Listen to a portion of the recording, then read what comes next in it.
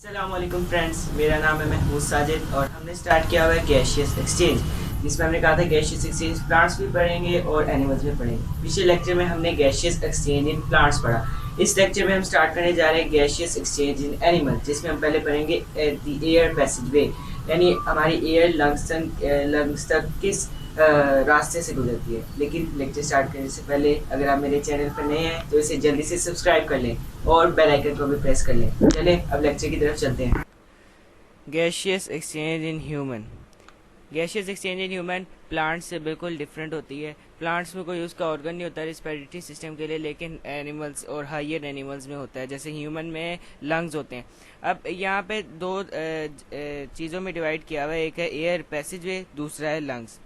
Air passive का क्या मतलब है कि एयर जा कहाँ कहाँ से रही है, लंग्स तक पहुँच कैसे रही है, और फिर बताएंगे कि लंग्स क्या होता है, वहाँ पे गैशियस एक्सचेंज किस तरह होती है।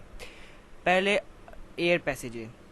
एयर पैसेजवे ये बताए हुए कि एयर पैसेजवे ये कुछ पार्ट है जिनके ज़रिए ऑक्सीजन, जो भी ऑक्सीजन वो हमारी बॉडी के लंग्स में कैसे आती है। नेज़ल कैविटी से, ये जो हमारी नाक वाली साइड होती है इसको नेज़ल कैविटी कहते हैं, और ये जो हमारे होल्स होते हैं नाक के अंदर इसको हम कहते हैं नोस्ट्रल्स। नोस्ट्रल के बाद गया फेरनेक्स में हमारी एयर जाती है, फिर वॉइस बॉक्स के पास जाती है, फिर ट्राकिया में जाती है, फिर ब्रोंकाई में जाती है, फिर ब्रोंकियोल्स में जाती है, फिर एल्वियोली डक्ट्स में जाती है, फिर एल्वियोली में जाते हैं। हम इन सबको एक एक करके एक्सप्लेन करेंगे। पहले हम पढ़ेंगे नेज़ल कैविटी। नेज़ल कैविटी ये हमारी नाक का जितना भी हिस्सा होता है, ये आपको नज़र आ रहा है डायग्राम में, इसे कहते हैं नेज़ल कैविटी। इसकी जो दो बाहर वाली ओपनिंग होती है, जो दो सुराख होते हैं, इसको हम कहते हैं नोस्ट्रल्स। अब नेज़ल कैविटी के बीच में दीवार होती है, जो हमारे दोनों सुराखों के बीच में दीवार है ना, ये इसे कहते हैं कि नेज़ल कैविटी को दो पोर्शन में डिवाइड किया गया है। हर पोर्शन के अंदर म्यूकस होता है। इसका फंक्शन क्या होता है, इसके अंदर वो हेयर्स भी होते हैं। इनका फंक्शन क्या होता है, जो नोस्ट्रल्स में जब एयर जाती है, ऑक्सीजन जाती है, तो उसके अंदर जो भी डस्ट पार्टिकल होते हैं वो हमारी एयर उसे रोक, वो जो हेयर्स होते हैं हमारी नाक के अंदर वो उसे रोक लेते हैं। और दूसरा फंक्शन ये होता है कि अगर बाहर का टेम्परेचर ज़्यादा है और अंदर का हमारी बॉडी का कम है, या फिर बाहर का कम है और हमारा अंदर का बॉडी का टेम्परेचर ज़्यादा है, तो ये ऑक्सीजन को बॉडी टेम्परेचर के लिहाज से मेंटेन करने में भी मदद देती है। फिर ये हमारी बॉडी के अंदर एंटर होता है। ये फंक्शन होता है नेज़ल कैविटी का और नोस्ट्रल्स का। इसके बाद है फर्निक्स। अब नेज़ल कैविटी से होता हुआ जब यहाँ पे नाक से पीछे आ गया, अब यहाँ पे नीचे आ जाती है फर्निक्स। हमने ओसोफेगस में भी पढ़ा था कि जब हम 9th में पढ़ रहे थे स्टमक के बारे में, डाइजेशन के बारे में, उसमें हमने ओसोफेगस में भी पढ़ा था, उसमें भी फर्नेक्स का जिक्र था। फर्नेक्स एक ट्यूब होती है हमारे गले के पास, जो नोस्ट्रल के बाद आती है, जिसको कहते हैं इंटरनल नोस्ट्रल्स। इसके अंदर ओसोफेगस भी होता है और लर्नेक्स भी होता है। ओसोफेगस है फूड फूड पाइप, और लर्नेक्स है विंड पाइप। ठीक है। अब फर्नेक्स ने विंड ने जाना है लर्नेक्स के अंदर, तो आगे ओसोफेगस भी खुला हुआ है। फर्नेक्स के ज़रिए जो एयर है वो लर्नेक्स में जाती है। किस तरह जाती है, उसके लर्नेक्स के ऊपर, फर्नेक्स के ऊपर एप्टिग्लोटस लगा होता है। जब हमारा फूड आता है तो वो एप्टिग्लोटस लर्नेक्स की ओपनिंग को बंद कर देता है और फूड ओसोफेगस में चल जाता है। और जब ऑक्सीजन आती है तो वो एप्टिग्लोटस लर्नेक्स ओसोफेगस को बंद कर देता है और हमारी ऑक्सीजन लर्नेक्स में चली जाती है।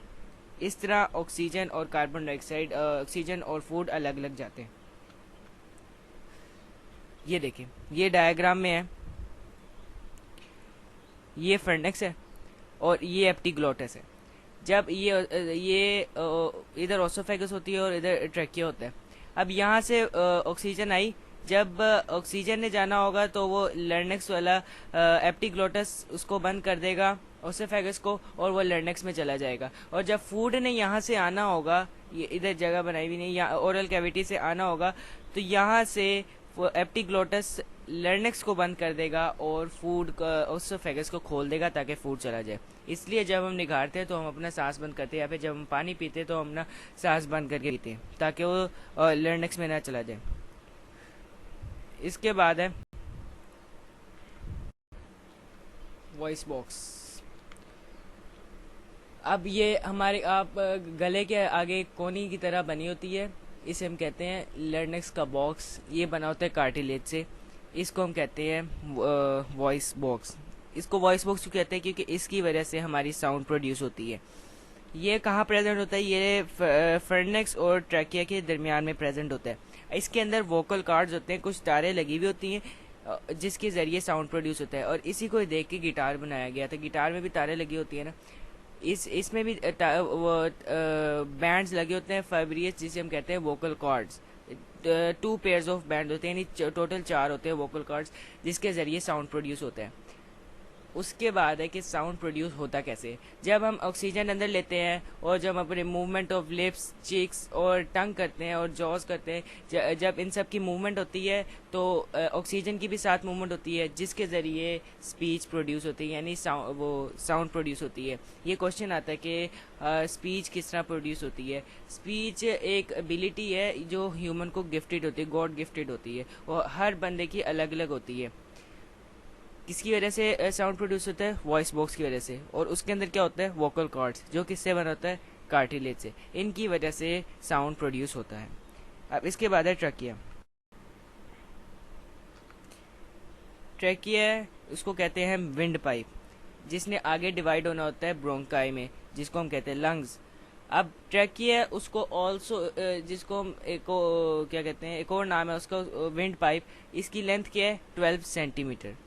और ये कहाँ पे मौजूद होता है? इन दी फ्रंट ऑफ ओसोफेगस। इसकी शेप सी शेप्ड होती है।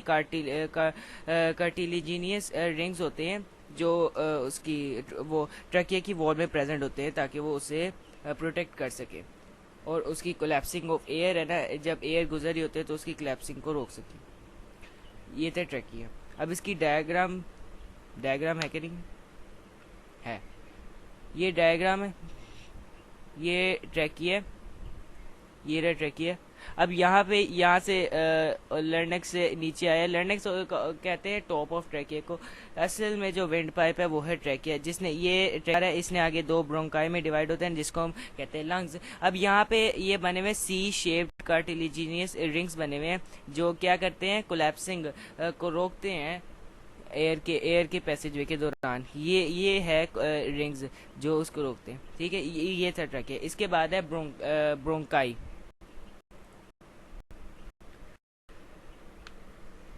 अब आगे जो 2 ट्रैकिया हैं वो 2 पार्ट्स में डिवाइड हो जाते हैं जिसको हम कहते हैं ब्रोंकाई।